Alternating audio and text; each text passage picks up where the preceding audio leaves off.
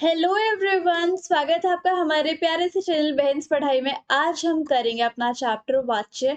बहुत आसान सा है, बचपन से ही करते आ रहे हैं। ठीक है, आपको तो पता ही है वाच्य में कर्तरी कर्म वाच्य भाव वाच्य यही होता है ना। तो वही सब चीज़ है, बट थोड़ा सा बेसिक सीख लेते हैं। बेसिक क्या एडवांस ही सीख लेते हैं, ताकि पेपर में कोई भी सवाल आए हम आराम से कर लें, है ना। इक्के दुक्के नंबर हमें मिल जाएंगे। तो भाई वाच्य का क्या अर्थ होता है? मतलब बोलने योग्य, एबल टू स्पीक, है ना, बोलने योग्य। तो क्रिया के जिस रूप से ये पता चले कि क्रिया जो है कर्ता के बेसिस पे यूज हो रही है, कर्म के बेसिस पे यूज हो रही है, या फिर भाव के बेसिस पे यूज हो रही है, उसको हम वाच्य कहते हैं। ठीक है, मतलब क्रिया का मेन फोकस कर्ता पे, सब्जेक्ट पे, या फिर प्रेडिकेट पे है, या फिर फीलिंग्स या फिर भाव के ऊपर है। ठीक है, जैसे कि रोहन खेल रहा है, यहाँ पर खेल रहा है जो क्रिया है वो किसके ऊपर फोकस कर रही है? रोहन के ऊपर, है ना। तो यानी कि मुख्य विषय, मेन सब्जेक्ट जो है रोहन है, इसलिए ये कर्तृवाच्य है। ठीक है, तो वाच्य जो है वो दो टाइप के होते हैं। एक सबसे पहले कर्तृवाच्य, और पहले आप कर्तृवाच्य का मतलब सीख लेते हैं। ठीक है, कर्तरी-वाच्य में क्या होती है कि मुख्य जो फ़ोकस होता है, मेन जो फ़ोकस होता है, वो सब्जेक्ट के ऊपर होता है, कर्ता के ऊपर होता है, ठीक है? कर्म जो होता है वो नल होता है, गौण होता है, ठीक है? गौण इन द सेंस कर्म के ऊपर ज़्यादातर फ़ोकस नहीं किया जाता, सिर्फ़ फ़ोकस सब्जेक्ट के ऊपर, यानी कि जिसके बारे में बात हो रही है, उद्देश्य के ऊपर बात हो रही है, तो उसके ऊपर फ़ोकस किया जाता है। कर्तरी-वाच्य में क्रिया जो है सकर्मक भी हो सकती है और अकर्मक भी हो सकती है, तो इसके ऊपर डिटेल में जाना। बस ये देखो, क्रिया जो है आपकी, उसका मेन फोकस कहाँ पे आ रहा है? कर्म पे आ रहा है या फिर कर्ता पे आ रहा है? अगर कर्ता पे आ रहा है तो कर्तृवाच्य है। जैसे कि सीमा पुस्तक पढ़ रही है, सीमा पुस्तक पढ़ती है, पुस्तक पढ़ती है, मेन किसके ऊपर फोकस डाला जा रहा है? सीमा के ऊपर, कि सीमा पुस्तक पढ़ती है। तो सीमा जो है वो मतलब ये जो कर्तृवाच्य है, ठीक है, जो मतलब क्रिया है आपकी, वो मेन फोकस किसके ऊपर डाल रही है? सीमा के ऊपर। मोहन खेलता है, ठीक है। अब ये देखो, सीमा पुस्तक पढ़ती है, क्या पढ़ती है? सीमा पुस्तक पढ़ती है, तो ये क्रिया सकर्मक है। और मोहन खेलता है, क्या खेलता है? नहीं समझ में आ रहा, नहीं है आंसर, तो ये अकर्मक क्रिया है। तो यानी कि कर्तृवाच्य में सकर्मक क्रिया भी हो सकती है और अकर्मक क्रिया भी हो सकती है। ठीक है, लेकिन अब यहाँ पर सकर्मक अकर्मक तो हो गई, बट कर्तृवाच्य में जो क्रिया है, मेन फोकस उसका सब्जेक्ट पे या फिर कर्ता पे ही होता है। ठीक है, अब यहाँ पर एक तो हो गया कर्तृवाच्य, पहला वाच्य का भेद, और एक यहाँ पर होता है अकृत्यवाच्य।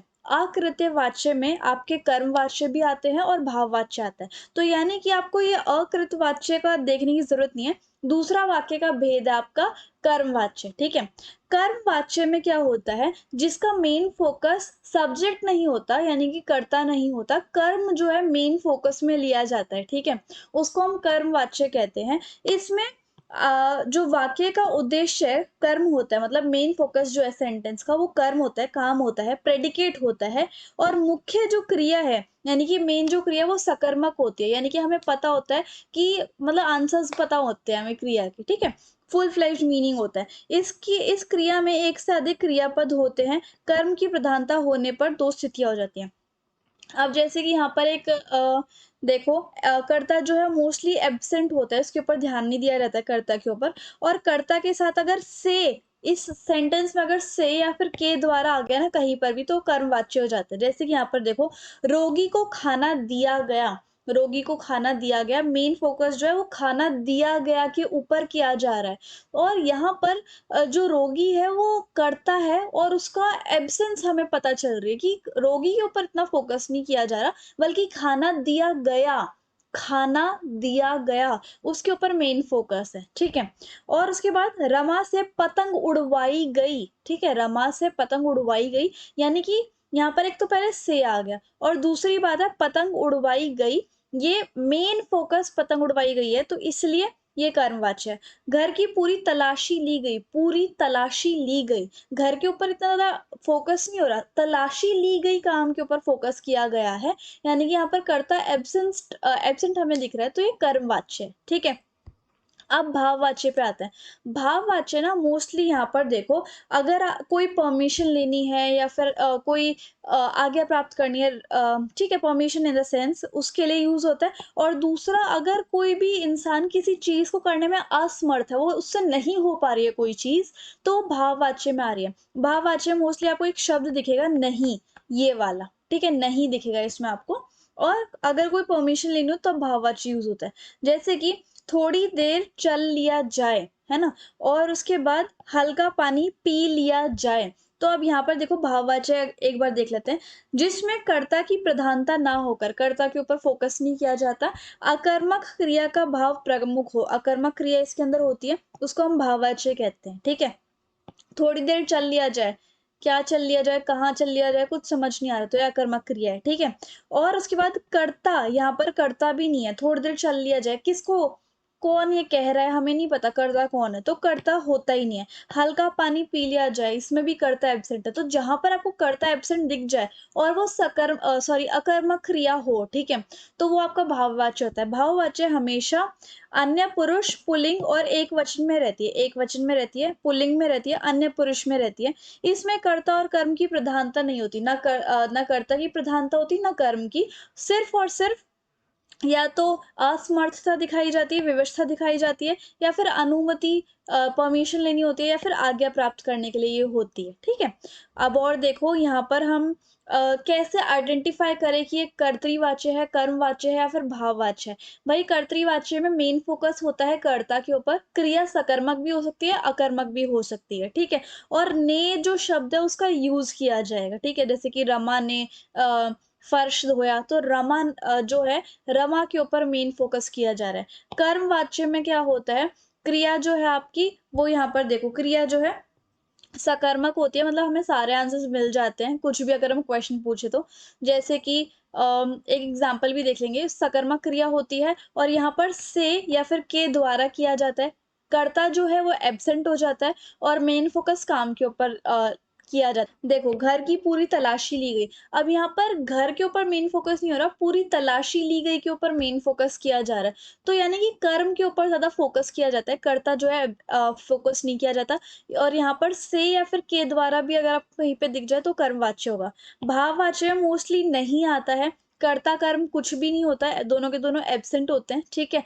और परमिशन लेनी हो या फिर अगर कुछ चीज हम नहीं कर पा रहे हैं उस चीज के लिए भी भाववाच्य होता है। जैसे कि अब हम यहाँ पर देख लेते हैं, इसमें ना कन्वर्ट करने के लिए आपको आएगा, जैसे कि कर्तृवाच्य को कर्मवाच्य में करना है। कर्तृवाच्य क्या है, मैं गृह कार्य पूरा किया, ये सिंपल है, कर्तृवाच्य है ना? इसमें मैं के ऊपर ज्यादा फोकस किया जा रहा है। इसको कर्मवाच्य में कैसे बदला जाएगा, कर्मवाच्य में बदलने के लिए आपको से या फिर के द्वारा लगाना पड़ेगा। मुझसे गृह कार्य मुझसे गृह कार्य पूरा किया गया, या फिर मेरे द्वारा गृह कार्य पूरा किया गया, इस तरीके से या फिर के द्वारा या फिर द्वारा लगा देना, ठीक है? रेखा ने मधुर गीत गाया, अब यहाँ पर ने है तो ये कर्तृवाच्य है।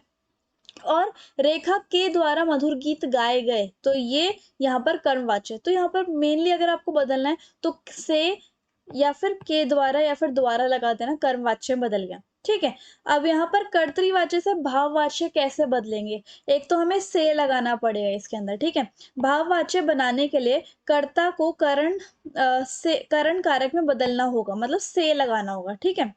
और बस इसके अंदर यही है, जैसे हम खड़े नहीं हो सकते, हमसे खड़ा नहीं हुआ जा सकता, इस तरीके से। हरी दौड़ेगा, हरी से दौड़ा जाएगा, इस तरीके से, है ना? गर्मी जागती है, गर्म एक सेकेंड, गरिमा जागती है, गरिमा से जागा जाता है, इस तरीके से, है ना? तो इसमें आपको से लगाना है, से और दोबारा भी लगा सकते हो, से इस तरीके से भाववाच्य बदल जाएगा। तो अब भाववाच्य और कर्मवाच्य से कर्तृवाच्य कैसे बनाना है?